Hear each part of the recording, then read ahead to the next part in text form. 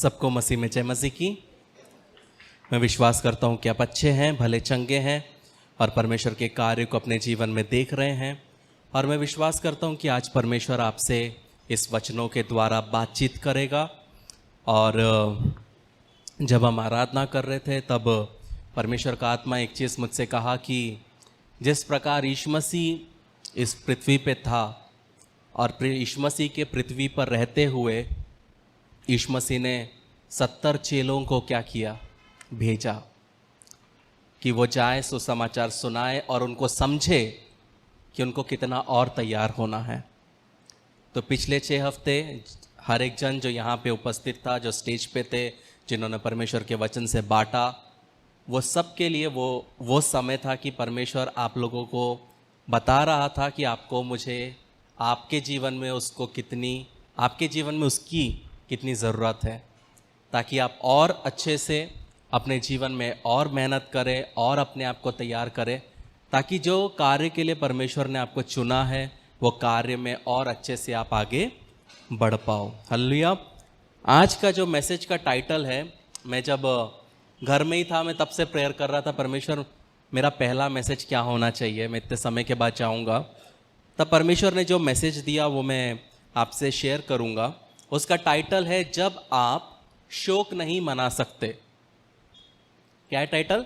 जब आप शोक नहीं मना सकते। जब हम पहला पत्रस 2 उसका 9 और 10 पढ़ते हैं, 1 पीटर चैप्टर 2 वर्सेस 9 एंड 10, वहाँ पे लिखा है, पर तुम एक चुना हुआ वंश और राजपधारी याजकों का समाज और पवित्र लोग और परमेश्वर की निज प्रजा हो, इसलिए कि जिसने तुम्हें अंधकार में से अपनी अद्भुत ज्योति में से बुलाया है उसके गुण प्रकट करो।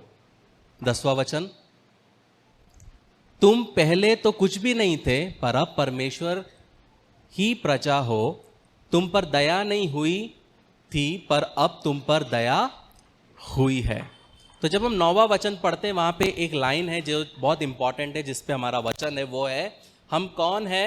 राजपधारी याजकों का समाज, अ रॉयल प्रीस्टहुड। समाज बोले तो हम सब जो यहाँ पे उपस्थित हैं, हम क्या है? हम एक याजक के तौर पे परमेश्वर ने हमको चुना है। अकेला एक व्यक्ति रहेगा तो सिर्फ याजक रहेगा, लेकिन जब याजकों का समाज या प्रीस्टहुड, मतलब हम सब जब एक जगह इकट्ठा होते हैं, तब हम परमेश्वर के याजकों का एक समूह बन के हम आते हैं।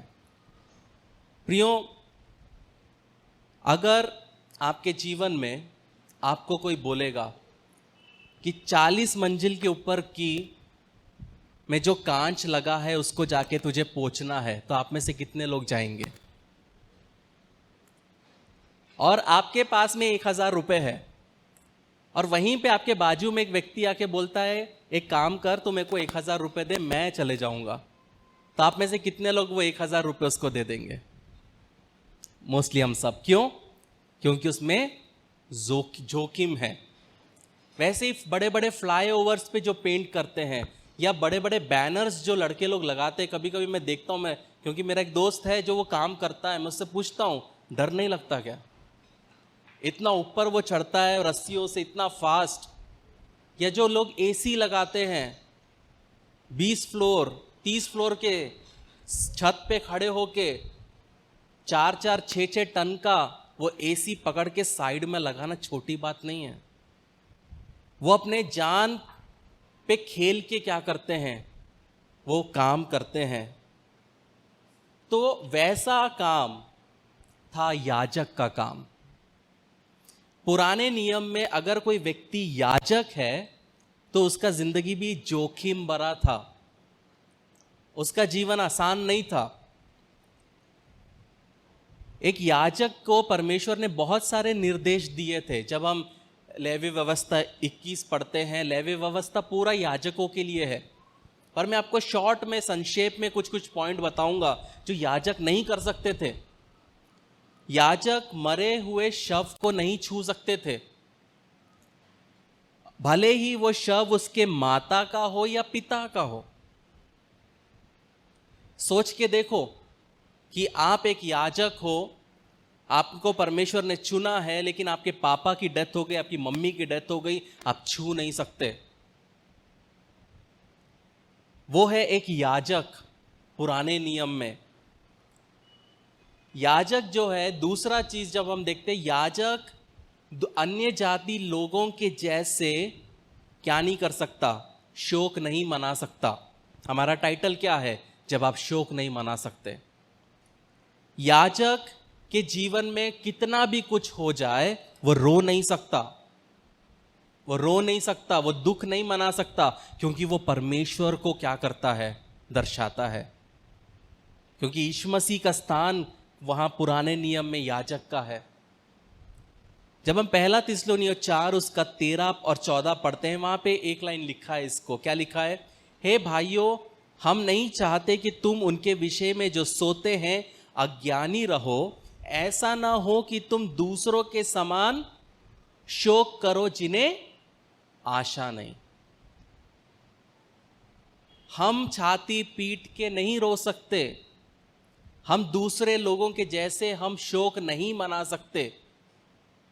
हम जब मसीह जीवन में हैं, हमारे जीवन में दुख आएगा, निराशा आएगा, दर्द आएगा। क्या करना है? परमेश्वर के सामने रो लो, मुंह धो लो, फिर से परमेश्वर के काम में लग जाओ। यह है मसीह जीवन। आप जिंदगी भर बैठ के एक चीज के लिए लोगों के जैसे नहीं रो सकते। मैं परमेश्वर के एक दास को जानता हूं, जब उनके पापा की डेथ हुई, वो गए फ्यूनरल में, दूसरे दिन उन्होंने तीसरे जगह मीटिंग में प्रचार किया। शोक नहीं मना सकते, क्योंकि हम शोक मनाने के लिए परमेश्वर ने हमको चुना नहीं है। जब याजकों की विवाह की बात आती है, तो वो साधारण किसी से भी शादी नहीं कर सकते, वो वैश्या से शादी नहीं कर सकते, एक अशुद्ध स्त्री से शादी नहीं कर सकते, एक तलाकशुदा से शादी नहीं कर सकते। विधवा से कर सकते हैं कि नहीं, वो बाइबल में उतना क्लियर नहीं है।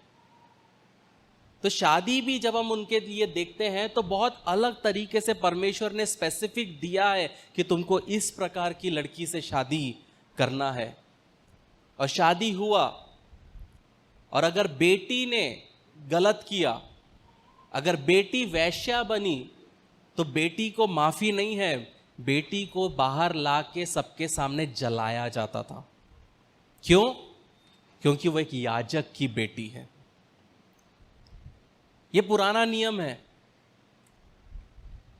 अगर पुराने नियम में अगर आपको याजक बनना है प्रियो, अगर आप अंधे हैं आप याजक नहीं बन सकते, अगर आप लंगड़े हैं आप याजक नहीं बन सकते, अगर आपका नाक चपटा है आप याजक नहीं बन सकते, अगर आपके शरीर में एक अंग से ज्यादा अंग है, जैसे किसी की 6 उंगली रहती है, आप याजक नहीं बन सकते। अगर आपका हाथ और पांव टूटा है तो आप याजक नहीं बन सकते। अगर आप कुबड़े हो तो आप याजक नहीं बन सकते। अगर आप बौने हो तो आप याजक नहीं बन सकते। अगर आपके आंख में दोष है तो आप याजक नहीं बन सकते। अगर आपके शरीर में खुजली है तो आप याजक नहीं बन सकते। List goes on.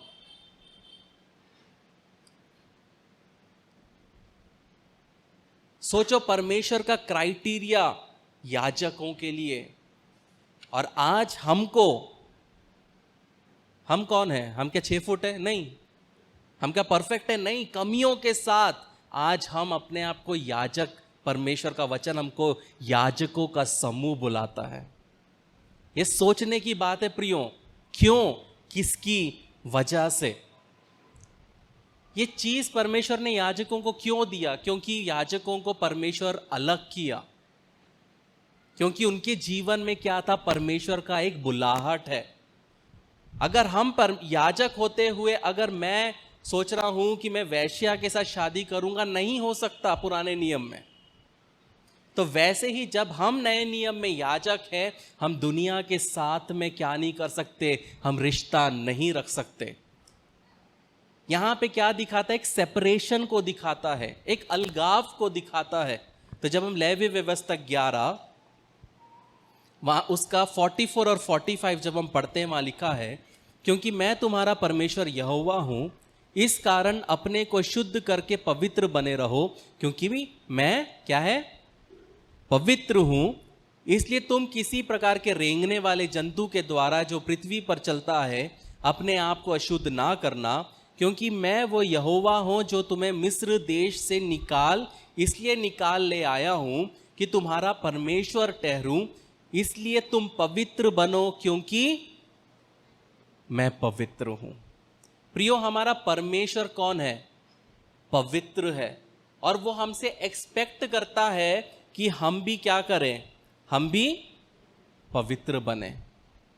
तो मूसा के समय में, जब इस्राएलियों के समय में, जब वो लोग मरुभूमि में थे और जब वहां से जब वो पुरोहित का काम स्टार्ट होता है, उनका जो व्यवसाय था, उनको जो परमेश्वर ने सेवा दिया था, वो आसान नहीं था। एक गलती करते थे तो सीधा मर जाते थे।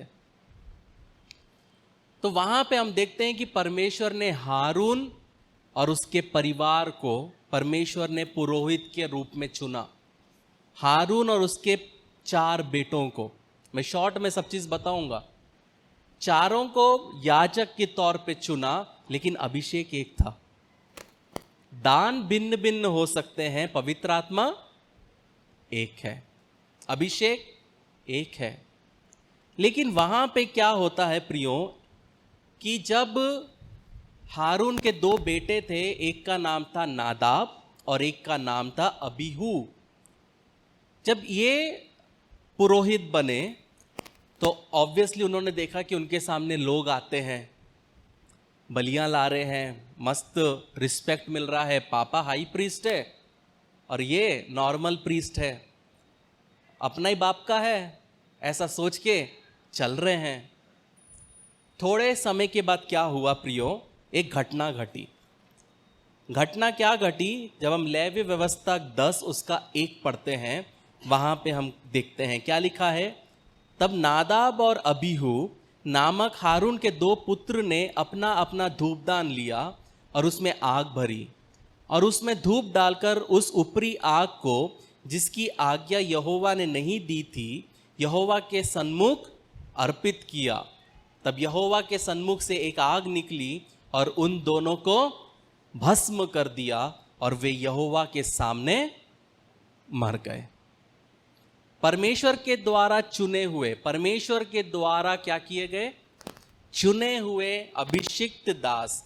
लेकिन उन्होंने क्या किया? जो परमेश्वर ने नहीं बोला, जिस तरीके से नहीं करना उन्होंने जब नहीं किया, परमेश्वर ने उनको नष्ट कर दिया। ये था याजक उस समय पे, जो अपनी जान पे खेलते थे। परमेश्वर ने चुना है, लेकिन परमेश्वर का सबसे उत्तम काम मिला उनको, लेकिन परमेश्वर का उत्तम मार भी उनको ही मिलता था अगर गलत करेंगे तो क्यों मारा? सवाल ये उठता है ना कि परमेश्वर ने क्यों मारा। तो 8वां वचन देखो, दोनों बिड़ू लोग क्या करके आए थे। फिर यहोवा ने हारून से कहा, जब जब तू या तेरे पुत्र मिलाप वाले तंबू में आए, तब तब तुम में से कोई ना तो दाखमधु पिए हो, ना और किसी प्रकार का मद्य, कहीं ऐसा ना हो तुम मर जाओ।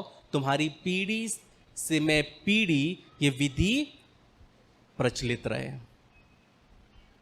मतलब दोनों महाशय याजक लोग इतना परमेश्वर के साथ कैजुअल हो गए कि बोले चलता है ना, एक पैग मार के चलते हैं। और फिर क्या हुआ?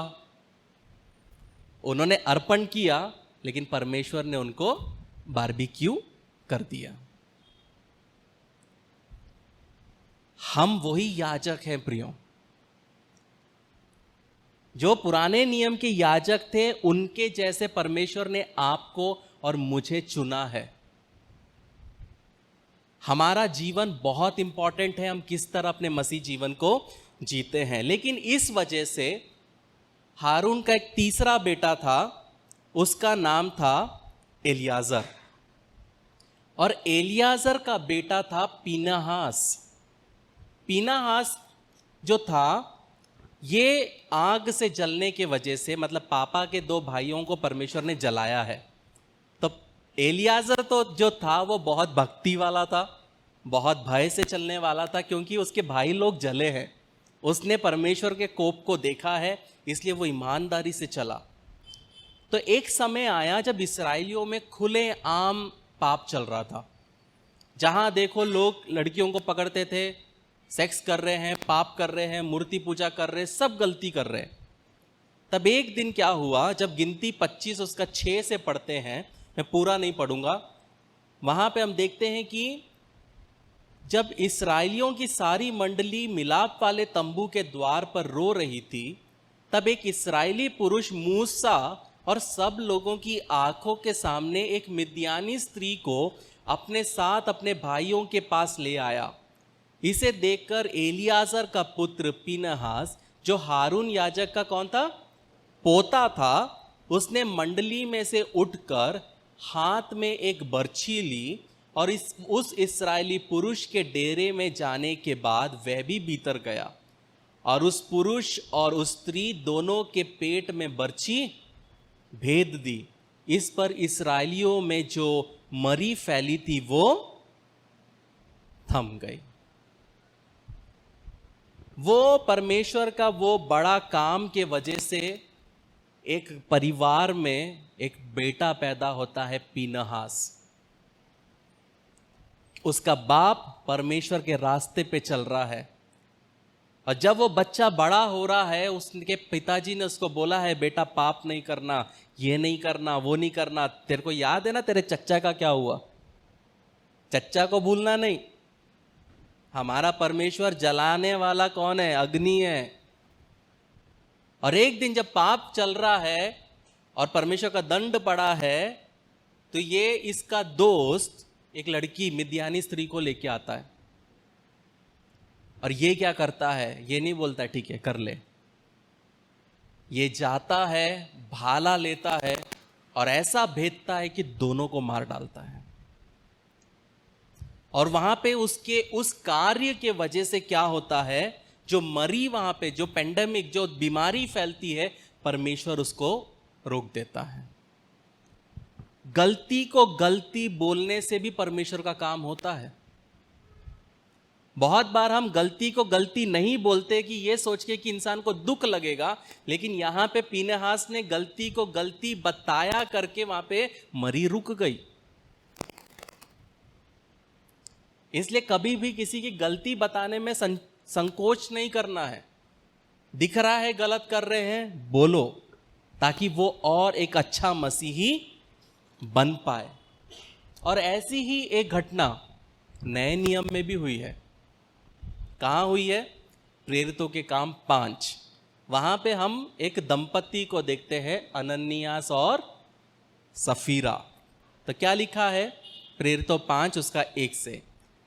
हनन्या नामक एक मनुष्य और उसकी पत्नी सफीरा ने कुछ भूमि बेची और उसके दाम में से कुछ रख छोड़ा, और ये बात उसकी पत्नी भी जानती थी, और उसका एक भाग लाकर प्रेरितों के पांवों के आगे रख दिया। पतरस ने कहा, हे हनन्या, शैतान ने तेरे मन में ये बात क्यों डाली कि तू पवित्र आत्मा से झूठ बोले और भूमि के दाम में से कुछ रख छोड़े? जब तक वे तेरे पास रही क्या तेरी ना थी? और जब बिक गई तो क्या तेरे वश में ना थी? तूने ये बात अपने मन में क्यों विचारी? तू मनुष्यों से नहीं परंतु परमेश्वर से झूठ बोला है। ये बातें सुनते ही हनन्या गिर पड़ा और प्राण छोड़ दिए, और सुनने वालों पर बड़ा भय छा गया। फिर जवानों ने उठकर उसकी अर्थी बनाई और बाहर ले जाकर गाड़ दिया। यहां पे हम देखते हैं एक पति पत्नी क्या करते हैं, जमीन बेचते हैं। वो लोग सोचते हैं कि अब 10 लाख का जमीन बिका है, अब 10 लाख वो क्या करेंगे? प्रेरित लोग एक काम करते हैं, 8 लाख खुद रख लेते हैं और 2 लाख जाके रख देते हैं। 2 लाख भी छोटा अमाउंट नहीं है, लेकिन पतरस वहां क्या बोलता है, शैतान ने तेरे मन में ये बात क्यों डाली। और यहां पे जब हम पूरा पढ़ते हैं, एक चीज याद रखना, हनन्याह को मौका नहीं मिला। पतरस ने हनन्याह को मौका नहीं दिया हां या ना बोल। क्यों? क्योंकि वो परिवार का सर है, वो परिवार का मुखिया है। उसको पता होना चाहिए कि परमेश्वर का स्थान परमेश्वर को देना, दुनिया का स्थान दुनिया को देना। और वहीं पे क्या हुआ, हनन्याह खत्म, और लोग आए, बॉडी को बनाया, लेके चले गए। और 3 घंटे बाद फिर से, हो सकता है हनन्याह की पत्नी चाय लेके आई होगी बहुत अच्छे से, 10 लाख का प्रॉपर्टी बिका है, 8 लाख तो बच गए, 2 लाख तो पति ने सटका दिया, 8 लाख बच गए, सेविंग हो गया। आई प्रेरितों के पास में, तो क्या हुआ, लगभग 3 घंटे के बाद उसकी पत्नी जो कुछ हुआ था ना जानकर भीतर आई। तब पतरस ने उससे कहा, मुझे बता, क्या तूने वह भूमि इतने ही में बेची थी? उसने कहा, हाँ, इतने ही में। पतरस ने उससे कहा, ये क्या बात है कि तुम दोनों में प्रभु के आत्मा की परीक्षा के लिए एका किया? देख, तेरे पति के गाड़ने वाले द्वार ही पर खड़े हैं और तुझे भी बाहर ले जाएंगे। तब वे तुरंत उसके पांवों पर गिर पड़ी और प्राण छोड़ दिए। और जवानों ने भीतर आकर उसे मरा पाया और बाहर ले जाकर उसके पति के पास गाड़ दिया। सारी कलीसिया पर और इन बातों के सब सुनने वालों पर बड़ा भय छा गया। कितने लोग खुश है कि हम उस समय पे नहीं है। लेकिन ये कभी नहीं भूलना प्रियो कि परमेश्वर का आत्मा तब अलग काम करता था, आज अलग काम करता है। वो आत्मा आज भी वैसे ही काम करता है। लेकिन परमेश्वर का अनुग्रह है प्रियो कि आप और मैं यहाँ पे हम क्या हैं, हम जीवित हैं। हम में कोई खूबी नहीं है, लेकिन याद रखिए परमेश्वर ने हमें एक याजक के तौर पे चुना है। हम एक याजकों का समूह है। और जिस तरह एक याजक दुनिया से अलग होते हुए रहता है, परमेश्वर के लिए अपने जीवन को अर्पित करता है, उस तरीके से आपको और मुझे जीना है। जब हम पहला पत्रस पढ़ते हैं 2:1, वहां पे एक चीज लिखा हुआ है। क्या लिखा है? इसलिए सब प्रकार का बैरभाव और छल और कपट और डाह और बदनामी को दूर करके, इंग्लिश में लिखा है मेलाइस, ग्वाइल, हिपोक्रेसीज, एनवीज, इविल स्पीकिंग। पता है ये 5 प्रकार के पाप है जिसके ऊपर कलीसियाओं में प्रचार नहीं होता। पता है क्यों? कोई गैस करेगा क्यों इन विषयों पे प्रचार नहीं होता? क्योंकि ये पाप जो लिखे हैं, एक भी पाप दिखता नहीं है। आप किसी के व्यक्ति के प्रति बैर भाव रखते हैं, किसी को नहीं दिखता। आप छल कर रहे हो, किसी को नहीं दिखता। आप कपटीपना दिखा रहे हो, डाह कर रहे हो, बदनामी कर रहे हो, ये पाप दिखते नहीं है। लेकिन परमेश्वर इन पाप को देखता है।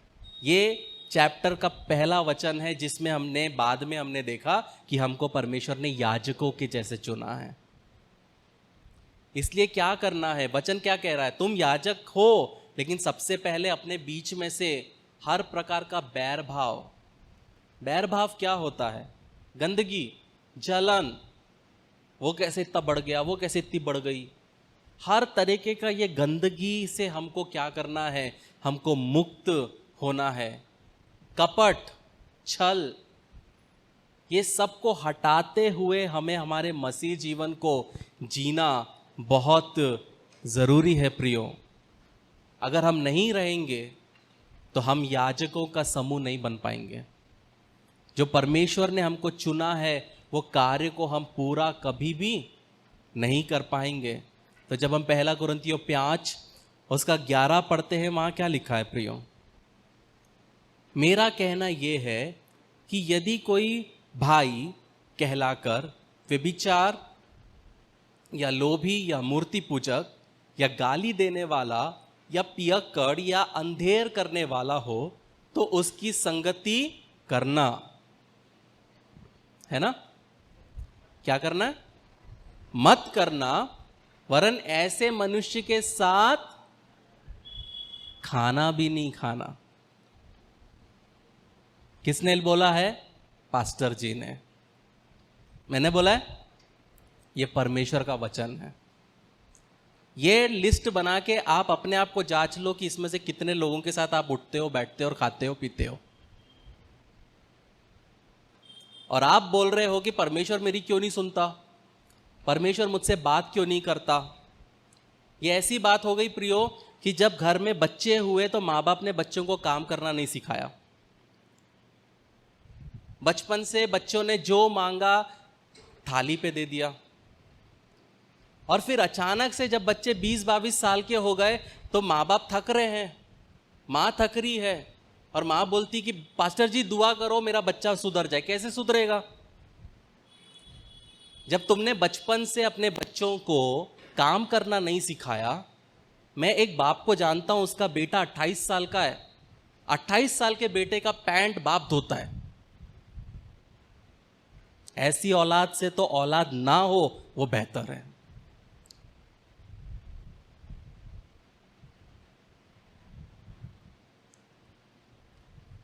हमने नहीं सिखाया, हमने इनपुट नहीं डाला, और फिर बाद में हम रोते हैं कि ऐसा कैसे हो गया, ऐसा कैसे हो गया।